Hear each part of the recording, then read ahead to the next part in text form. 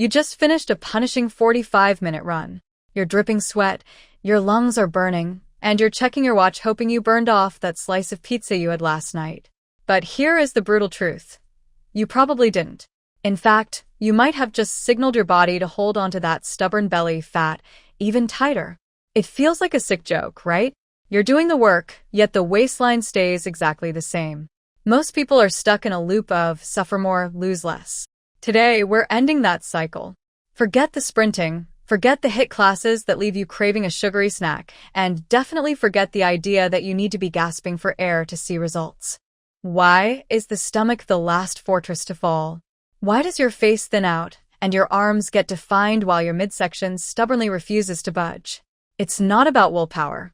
Your body actually has a biological agenda. Deep inside your fat cells, there are two types of receptors. Think of them as light switches. Beta receptors are your green lights.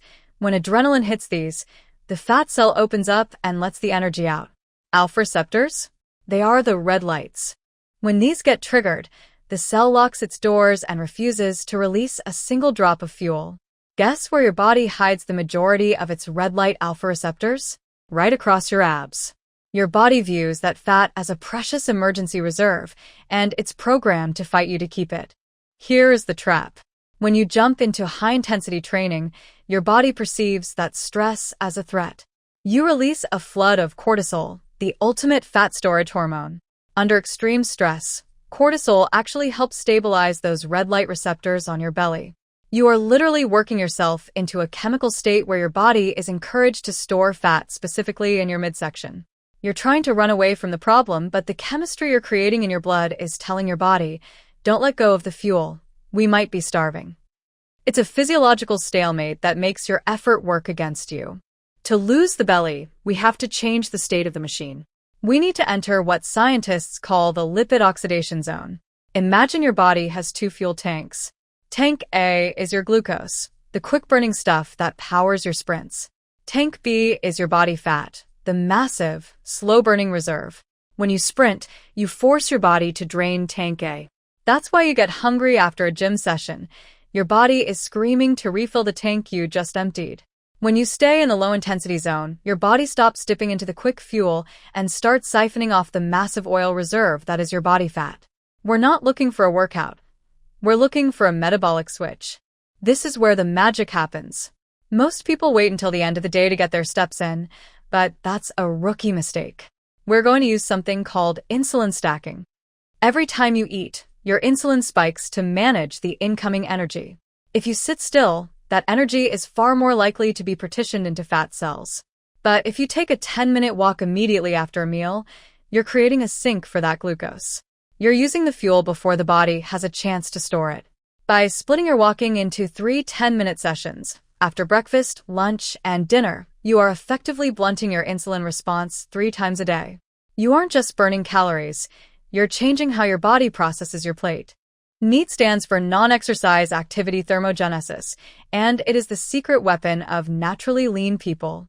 It's not about how hard you hit the gym, it's about how much you move during the rest of your day. You can burn 500 extra calories a day just by changing small habits. Park in the furthest spot at the grocery store. Stand up every single time you take a phone call. Take the stairs whenever they're an option. If you stop seeing these as annoyances and start seeing them as metabolic multipliers, your daily movement numbers will skyrocket without you ever feeling like you're working out.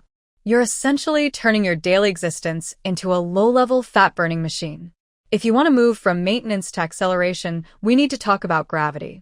Incline walking is the nuclear option of fat loss. When you walk on a flat surface, your body is efficient. When you add an incline, you increase the metabolic demand without increasing the impact on your joints. It engages the posterior chain, your glutes, your hamstrings, your back. But here's the catch. Do not touch the handrails. The moment you lean on that treadmill, you've robbed yourself of the incline's benefit. You're turning a steep mountain climb back into a flat sidewalk stroll. Keep your hands free, chest up, and let your core do the stabilization. That is how you turn a simple walk into a full-body incinerator. I need to be crystal clear with you. You cannot outwalk a bad diet. A 30-minute walk burns maybe 150 to 200 calories. A single grande sugary coffee drink can undo that entire effort in 4 sips. If you use your walking as a green light to overeat, you'll stay exactly where you are.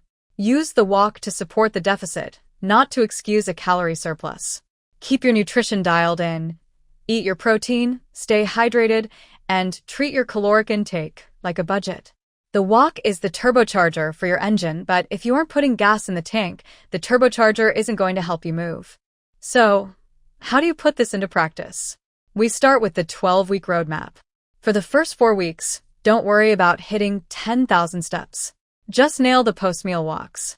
That is your non-negotiable anchor. Weeks 5 through 8, we bring in the neat hacks: parking further away, taking the stairs, pacing during meetings. Build the lifestyle foundation. Finally, weeks 9 through 12, we go for the shred. We add 2 or 3 incline sessions per week. By the time you reach that 3-month mark, your body composition will have shifted in ways that standard cardio could never achieve. You won't just look different, your hormonal profile will have completely stabilized. Stop thinking that suffering is a prerequisite for results.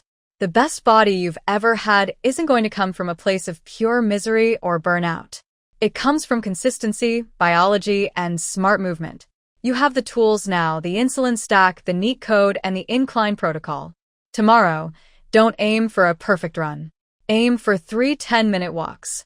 Do that for 7 days and come back here to let me know how much better your energy is. You're not just burning fat. You're finally working with your body's biology instead of against it. Start today, keep it simple, and watch the inches disappear.